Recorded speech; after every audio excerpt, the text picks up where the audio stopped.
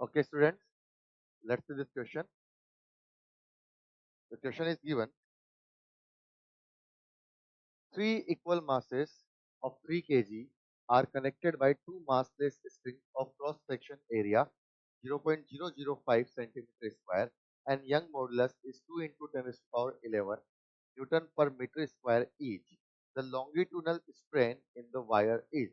Basically हमें दो अलग-अलग स्ट्रिंग्स दी हुई हैं. Suppose this is string A, this is string B. दोनों स्ट्रिंग का क्रॉस सेक्शन जो एरिया है वो हमें यहाँ पर गिवन है. यंग्स मॉडुलस दोनों स्ट्रिंग्स का सेम है क्योंकि सेम मटेरियल की बनी हुई है, ऐसा इसने बोला है यहाँ पर क्वेश्चन में. हमसे पूछा है कि दोनों स्ट्रिंग्स के अंदर अगर हम ये 3-3 केजी के मासेस को अगर हम इस अरेंजमेंट में छोड़ते हैं तो अगर यहाँ से इसको रिलीज किया जाए तो दोनों के अंदर स्ट्रेन, लॉन्गिट्यूडनल स्ट्रेन कितना होगा. Now the concept what we will use here is NLM plus modulus of elasticity.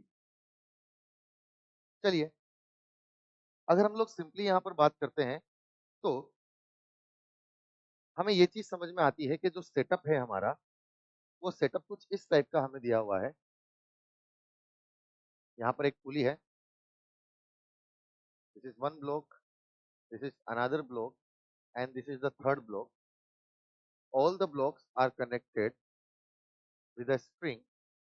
This is string A and this is string B. अगर हम लोग यहाँ पर बोले तो ये 3 kg है, ये भी 3 kg है और ये भी यहाँ पर 3 kg है. अगर देखा जाए तो इन पे लगने वाले फोर्सेस यहाँ पर देखा जाए तो इसको नीचे की तरफ मिलेगा mg 30. ऊपर की तरफ मान लेते हैं इसका टेंशन बोला जाए टीबी. यहाँ पर इसको आगे की तरफ जो भगाएगा वो टीबी टेंशन होगा, पीछे की तरफ TA और इधर की तरफ इसको भगाने वाला TA. अगर हम लोग देखें तो इनके अंदर अगर हम लोग टेंशन फाइंड आउट करें, टेंशन फाइंड आउट करने के लिए मान लेते हैं कि ये किसी तो एक्सेलरेशन ए से नीचे भगा होगा तो इनका एक्सेलरेशन भी ए ही रहा होगा. तो ये एक्सेलरेशन हम लोग निकालना जानते हैं. This is nothing but net force driven upon total mass. Net force driven जो पूरे सिस्टम को चला रहा है that is nothing but 30 upon total mass. यहाँ पर हो गया कितना 9 kg. टोटल अगर 9 kg हो गया तो एक्सेलरेशन आ गया 10/3 मीटर पर सेकंड स्क्वायर. अगर हमारे पास ये आ जाता है तो हम डायरेक्टली इस पर एनएलएम का इक्वेशन लगाएंगे तो हम लिखेंगे 30 minus TB is equal to 3 into A which is nothing but 3 into 10/3. 3 and 3 will get cancelled out. So TB is nothing but 20 Newton हमें यहाँ पर मिलना चाहिए.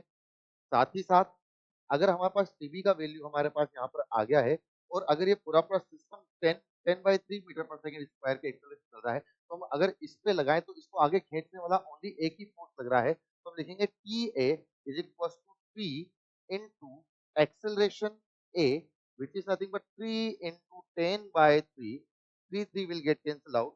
So TA will be nothing but 10 Newton यहाँ पर होना चाहिए. मतलब हमने दोनों स्ट्रिंग्स के अंदर यहाँ पर टेंशन फाइंड आउट कर लिया है.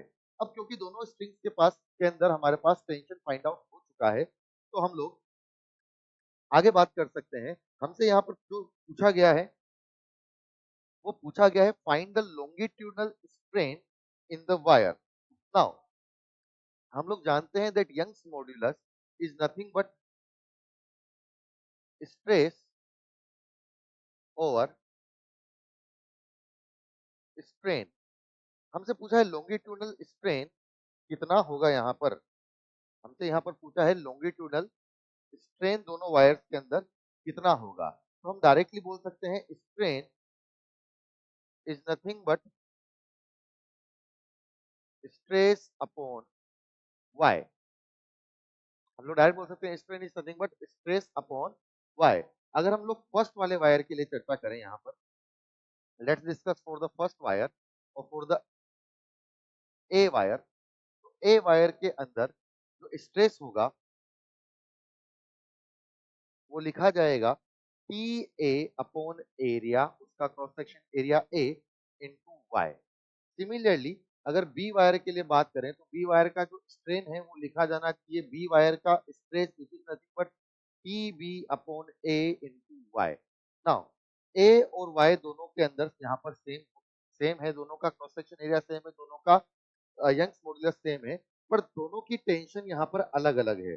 हमें यहाँ पर जो ऑप्शन दिए हुए हैं आर इक्वल, क्योंकि दोनों की टेंशन सेम नहीं है, तो मेरे ख्याल से दोनों के अंदर जो स्ट्रेन है